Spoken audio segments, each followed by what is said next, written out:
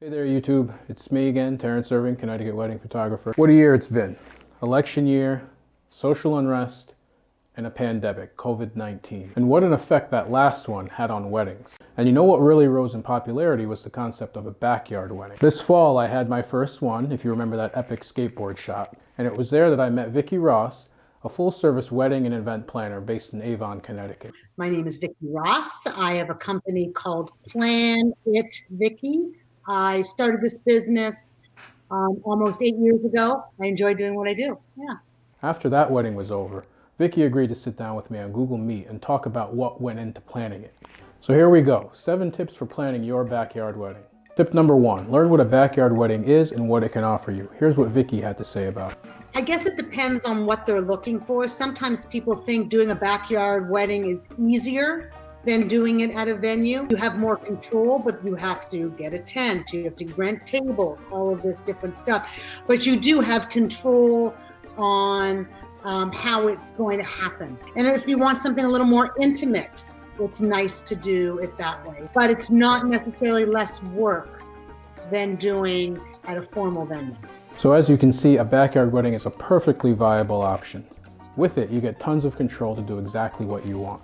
But with that control comes a ton of responsibility. So that brings us to tip number 2, consider hiring a wedding planner. You, especially for a wedding, do not want to worry about, is the food coming out on time? When you're doing a ceremony, you need someone to cue you to go down the aisle. I usually do rehearsals too.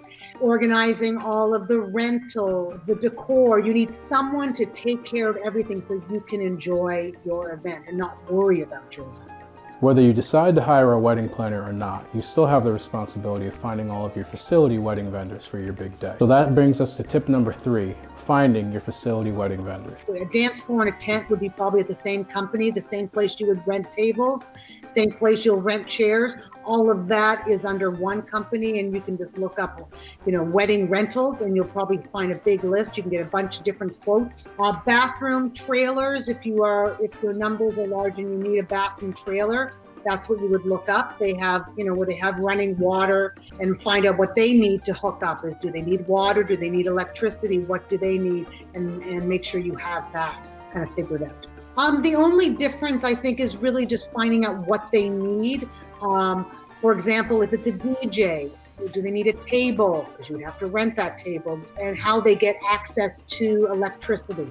Those are really probably the only things to worry about, because it's pretty well the same. And parking, how parking will happen. That's not even a vendor, that's more thinking about how that's going to work, because sometimes you can't park on a street, and you have to figure out where people will park if it's at someone's backyard. So far we're doing great. We've learned the basics of a backyard wedding, but that raises the question. What do you do if you want a backyard wedding but don't have your own backyard? Tip number 4, approach the topic of borrowing a backyard for your wedding very carefully. It depends on how close you are with people. Sometimes people can do it in their parents' backyard, or a relative, or a very close friend. I don't think you can kind of advertise looking for a backyard, who's got a backyard for me. It should be someone that you're sort of connected to, and you probably would have an idea, oh, I love this backyard at this relative's house. Will they let me do it? But, it's a big offer, but I would think you have to be connected with that person. So the COVID-19 vaccinations are almost here, but we're a ways from getting out of this still. Plus, this could happen again. 2020 has shown us anything. It said anything can happen. So that brings us to tip number 5, what to do differently if you're planning your backyard wedding during a pandemic. I always tell people you have a plan A and a plan B. Plan A is there's no COVID and you plan how you want to plan. Then you have that COVID plan. What would make you the most comfortable? Like, some people also don't want to do anything in COVID. If you're comfortable doing a smaller event with COVID going on, you have to know what the rules are of the state, so what you have to maintain first, because that is constantly changing, especially with catering and so forth, what you have to do. Do people need to wear a mask? I've also had signage, meaning, if you can't be 6 feet apart from, and it's not a family member, please wear a mask. Or seated at your table, you can take off your mask. Whatever the rules are that can be stated before the event, and maybe have signage around so people, won't forget and they know what to expect.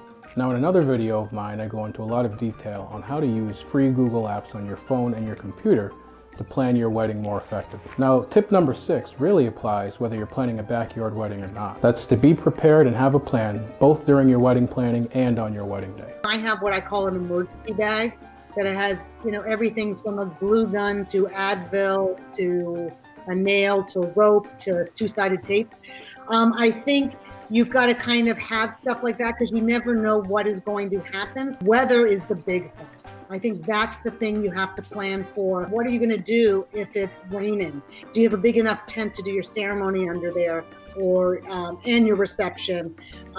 Things like that, meaning plan for the good weather versus the bad.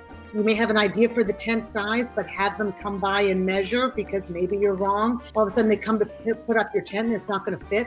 If it's a downpour or whatever, that you can still do your, wedding. The first thing I do is I do a to-do list of everything you could possibly think of that you need to make a decision on.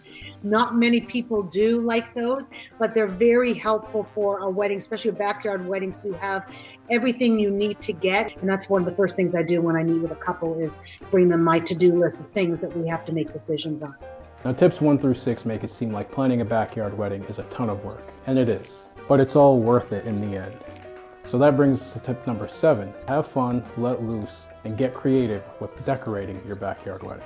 I have to say, sometimes the decorating for a backyard wedding is easier than doing at a venue, because sometimes a venue you're spending all this time covering up. Maybe if the venue isn't how you like it to look, ugly wallpaper or carpeting.